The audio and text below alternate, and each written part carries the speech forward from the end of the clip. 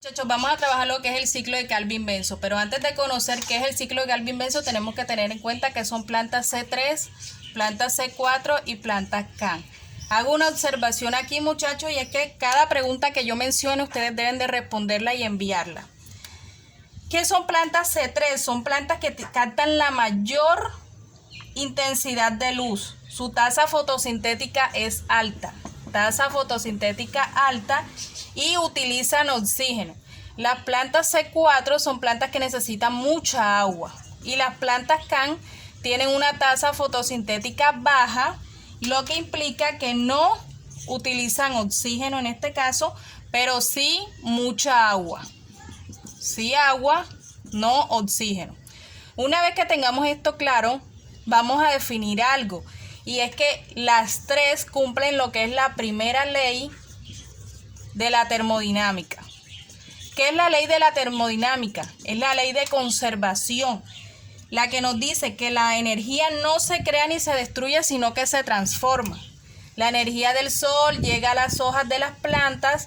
Aquí esta energía lumínica pasa a energía química, y en esa energía química se dan varios procesos, se producen nuestros alimentos, se nutre la planta, en fin. Entonces eso es lo que cumple la primera ley de la termodinámica. Pero para nosotros comprender lo que nos abarca las plantas C3, en este caso vamos a hablar solo de las plantas C3, tenemos que conocer algo, y es los intermediarios metabólicos. Estos intermediarios metabólicos se originan de reacciones. Los que vamos a trabajar son fosfogliceraldehído o ácido fosfoglicérido. Vamos a trabajar el NAD, que es dinucleótido de adenín-nicotinamida. Si les llega a aparecer una P aquí, quiere decir que es dinucleótido fosfato de adenín-nicotinamida.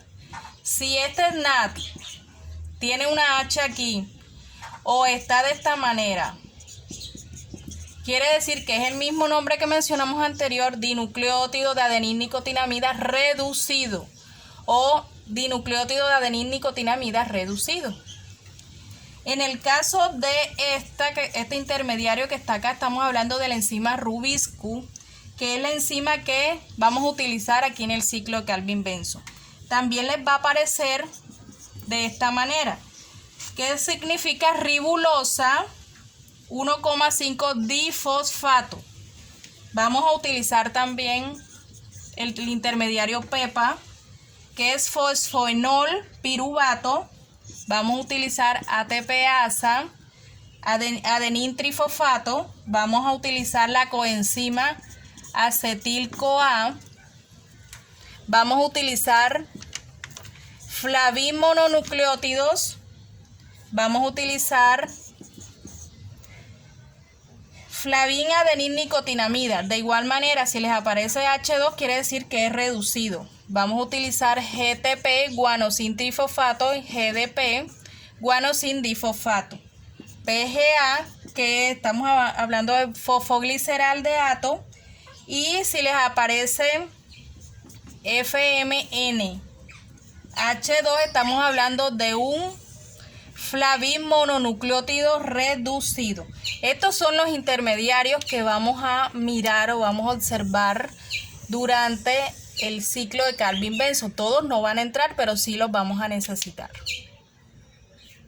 Bueno, estamos hablando de este ciclo de Calvin-Benzo, se da en una fase oscura. ¿Qué es una fase oscura? Es cuando no interviene luz, no luz. Ahora, las moléculas que se forman en una fase lumínica, que son intermediarios, lo que van a reducir es el dióxido de carbono. Este dióxido de carbono, que en una fase lumínica actúa como intermediario, acá en el ciclo de Calvin lo que va a hacer es fijarse al ciclo. La finalidad de este dióxido de carbono es producir los productos metabólicos finales, productos metabólicos, que son los nutrientes del cual nosotros nos alimentamos y proceden de las plantas. Cuando estas reacciones empiezan a liberar agua, estamos hablando de fase oscura, se libera agua para formar fosfogliceraldehído, estamos hablando entonces de nutrición de la planta. Cuando la planta se nutre, lo que va a producir al final son elementos muy indispensables como la glucosa. Este es el principal. Cuando esta glucosa se disuelve en agua, lo que vamos a producir es energía. Es lo mismo que cuando nosotros metabólicamente producimos glucosa en nuestro hígado, en nuestro riñón, y lo que vamos a producir es energía en el cuerpo. Ahora, muchachos, recordemos algo. Dentro de la hoja hay una estructura. Esa estructura se llama cloroplasto, donde se da la transformación de energía lumínica en química. Recuerden eso. Dentro de ese cloroplasto encontramos unas pilitas, como unas moneditas. La unión de todas esas moneditas se llama grana. Cada uno de esas moneditas se llama tilacoide. La estructura en las cuales ellas se unen una grana con otra es lo que se llama lumen. La división que hay entre un tilacoide y otro tilacoide es lo que se llama espacio tilacoidal. Donde ellos están suspendidos es la membrana tilacoidal. Y en esta parte que está aquí, o sea, en cada una de esas moneditas es lo que se da algo llamado complejo citocromo. Es lo que se viene dando en cada uno de esos procesos y es lo que vamos a ver ahora. Cuando hablamos de fotones, o sea, cuando hablamos que en esta grana se carga de energía, de luz, energía o luz, estamos hablando de un proceso llamado fotones. ¿Qué son los fotones? La transferencia de electrones de carga.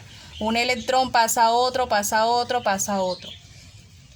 Cuando hablamos de cuanto, que también se da en el cloroplasto, estamos hablando de la pigmentación, que trabaja metabólicamente el cloroplasto para pigmentar la hoja de la planta, el tallo, los frutos. Son procesos totalmente diferentes, pero radican ahí mismo en el cloroplasto.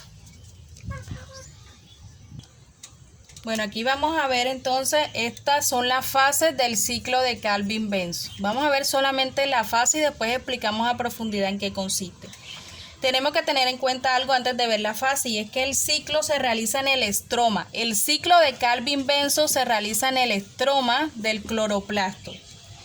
Y lo que va a permitir fijar este dióxido de carbono es esta enzima que está acá, que recuerden que se llama rubisco. Es la que va a fijar el dióxido de carbono. Cuando este dióxido de carbono entra al ciclo, la primera fase se llama fijación. Fijación del dióxido de carbono. Cuando este dióxido de carbono entra a fijar acá en esta enzima 3-fosfogliceraldehído, hay un movimiento pasivo. Aquí se da un movimiento pasivo. Pero ustedes dirán, ¿qué es? ¿Alguna marcha que es pasiva? No es ninguna marcha pasiva, muchachos. Estamos hablando de un movimiento estimulado por un gradiente de concentración mediante un proceso estomático. Aquí van a entrar a trabajar los estomas. Ya ustedes saben que ellos se abren y saben que ellos se cierran ante una fotorrespiración. Como aquí lo que va a hacer es difusión del dióxido de carbono, por eso que estamos hablando de un movimiento pasivo en contra de un gradiente de concentración. Eso es lo que pasa en el momento que hay fijación. Luego, cuando esta enzima o intermediario está formado, él debe de reducirse. Entonces, la segunda fase se llama reducción. Cuando ya empieza a reducirse, los electrones empiezan a moverse, se da una tercera fase. Esta tercera fase se llama producción de biomoléculas. La producción de biomoléculas induce a una oxidación del fosfogliceraldehído, que estaba inicial, se fue reduciendo hasta quedar en G3P. Este G3P es el que va a producir la glucosa, monosacáridos, en fin, muchas cosas, carbohidratos. Cuando esta glucosa empieza a trabajar, aparece el rubisco, pero de manera compleja. Esta enzima que aparece acá debe de seguir oxidándose hasta que aparezca la enzima rubisco. Entonces, en este punto es la fase 4 donde hay regeneración. Esto que tenemos aquí serían las fases del ciclo Calvin-Benson. Fijación, reducción, producción de biomoléculas y regeneración.